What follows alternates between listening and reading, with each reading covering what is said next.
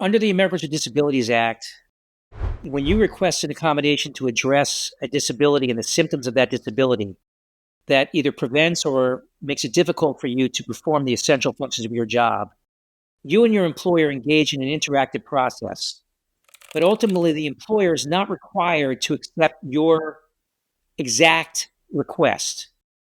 All they're required to do under the law is accept a reasonable accommodation. So they may offer some alternatives.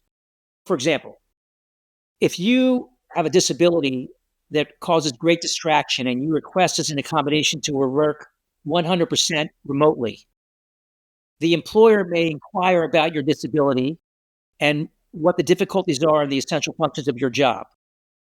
They may suggest to you, if you're working in a bullpen, for example, that they put you into a private office to give you some privacy and less distractions rather than having you work remotely.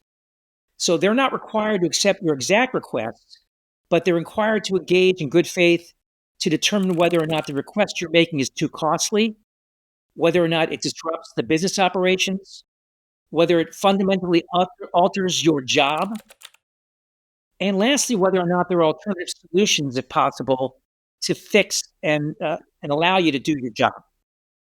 Last part, it's really important that any denials by an employer must be justified.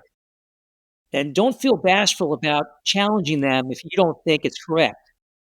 So when I say that, they should have a valid reason as to why they're turning down your requested accommodation, and they should offer alternatives.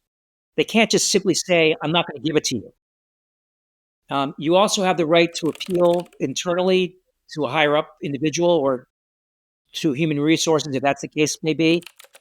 If it turns out that they don't give you an accommodation that you've requested and you believe that there's no other alternative, you always have a right to file a complaint with the Equal Employment Opportunity Commission alleging disability discrimination. If you have further questions about this, it's a very complex topic. Feel free to reach out to Eric Siegel Law, and we're happy to answer those questions for you.